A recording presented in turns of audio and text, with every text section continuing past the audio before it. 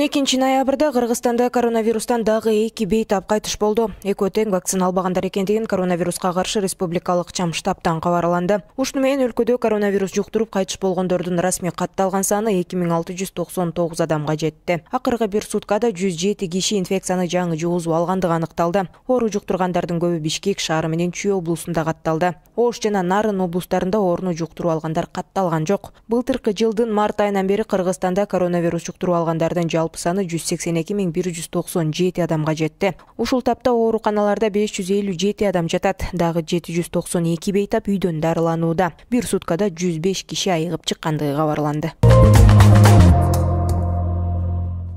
Ички иштер министрлигинин банкизаттарды мыйзамсыз жүгүртүүгө каршы күрөшүү кызматы өлкөдөн качып кеткен мурдагы президент Курманбек Байкиевдин иниси Жаныш Байкиевдин портретин алып салды жана мындай кемчилик үчүн коомчулуктан кечирим сурады. Бул тууралуу министрликтин басма сөз кызматы тараткан билдирүүдө айтылат. Эскерте кетсек, 10 ноябрь күнү ИИМдин банкизаттарды мыйзамсыз жүгүртүүгө каршы күрөшүү кызматын мурда жетектеген башчыларынын стендин ачууга байланыштуу салтанаттуу азем өткөрүлгөн.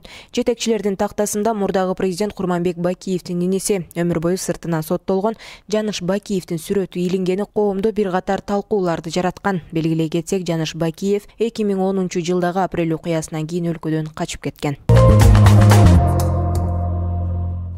Аламүдүн районунда бир нече уурулукка шектүүлөр кармалды. Бул тууралуу Чүй облустук милициясынын басма сөз кызматы билдирет. Маалымат кылайык, Аламүдүн районунун ички иштер бөлүмүнө Арашан айылынын жашоочусу арыз менен кайрылып, 2021 жылдын 1 ноябрь күнү темир дарбазасын белгисиз бирөөлөр урдап кеткендигин билдирген. Бул факт кылмыштардын жана жоруктардын бирдиктүү реестрине жазык кодексинин 200 беренеси уурдоо боюнча катталып, сотко чейинки өндүрүш иштери башталган. Чүй облусунун ички иштер башкы башкармалыгынын жана Аламүдүн райондук ички иштер башкармалыгынын криминалдык милиция кызматкерлери тарабынан ыкчам издөө иш-чаралары жүргүзүлүп, кылмышка шектүү жарандар жүргөн автоунаа аныкталып, жыйынтыгында жогорудагы уурулукка шектелип 1997 жылы, 2001 жылы жана 2004 жылы туулган 3 жаран кармалды. Териштирүү учурунда уурдалган буюмду темир өткөрүүчү жайга сатып жиберишкендиги маалым болгон. Жүргүзүлгөн ыкчам тергөө иш амалдарынын натыйжасында кармалган шектүүлөр Аламүдүн районунун аймагында дагы ушул сыяктуу 10 кылмыш фактысына тиешеси бар экендиги аныкталып, алардын экөөсү убактылуу кармоочу жайга камакка алынды.